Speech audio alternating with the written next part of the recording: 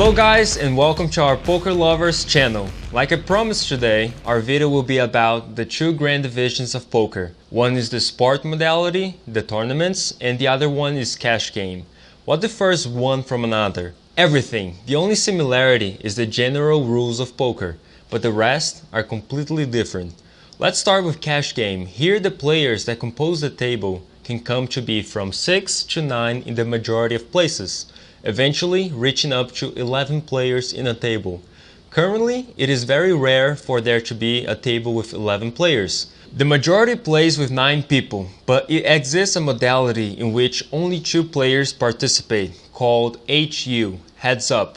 The HU can be both in tournaments and cash game. In cash game, each chip has its corresponding money value, meaning $1 equals to a chip of 1, $10 to a chip that says 10, and so it goes.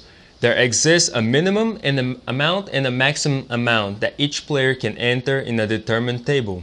This value to enter is called buy-in, and it varies according to table or place. The objective is to earn the chips of your opponent and leave the table with profit. Some games determine a minimum amount required to stay on the table if the player is positive, and the others do not, where a player can play only one hand, stand up, and leave with his profits. One characteristic from cash game that differs from tournaments is precisely the staying time at the table, which is a lot less than the time of a tournament, which can end up lasting to 12 hours or even some days. For some people that cannot participate in tournaments for lack of time, cash game becomes a better option. Poker is a game of skill and knowledge, but there is a portion of luck involved, around 20 to 30%.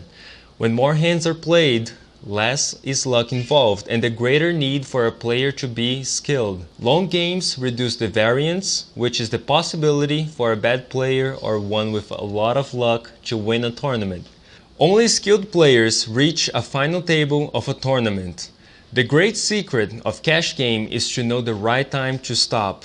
Goes both for when you're winning as when you're losing. The biggest mistake made in cash games is to remain seated playing for long periods of time when you're winning, because the variance can give you a good hand where you possibly cannot fold, and you go against a hand who is not that great, but it ends up beating your hand and taking all of your profits. If you had left when you were positive, it would have been great, but now you lost your profits and may try to recover it, and may end up losing more and leave the table negative. In a tournament, the chips don't possess equivalent value to money.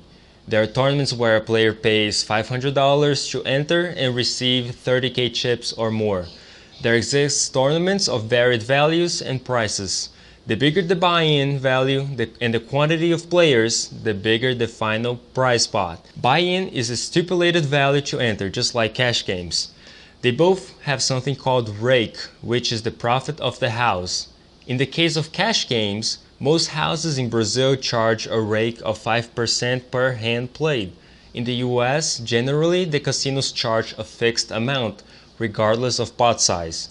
In the tournaments, the house charges between 20 to 25% of rake. The objective of a tournament is to survive the longest time possible and eliminate other players winning hands and chips of your opponents and increasing your stack, which is your chip amount. The greater the quantity of chips you have, the stronger you become in the tournament and the harder it will be for you to be eliminated. The great advantage of tournaments over cash game is that with little money invested, you can win a lot.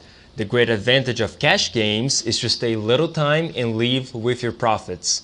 The greatest profits come from tournaments.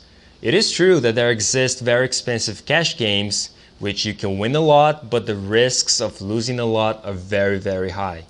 Nobody loses a lot in tournaments, especially if you understand the logic of poker. If you're starting now, the best path is to participate in tournaments and learn the dynamics with good instructors. There are a lot of good online courses in Brazil and abroad too. In other videos, I will suggest a couple of courses for you. Keep up with the channel and you will have a lot of valuable information. Follow us on Instagram, pokerlovers.com.br. Wait for our next videos because in them I will show how the dynamic of poker works, the rules, terminologies, and much other relevant information for you that are starting and want to learn about this fascinating sport. where anyone can play regardless of age and physical conditions. Like a mind game, the only thing that poker demands is to have a capable cognitive skills and the capacity for learning. Not even money a person needs, because if a person is a great player, others can sponsor them, the buy-ins for tournaments, splitting the winnings. Keep an eye out for the next videos and follow our channel. A great week for everybody, and look forward to learn more about poker.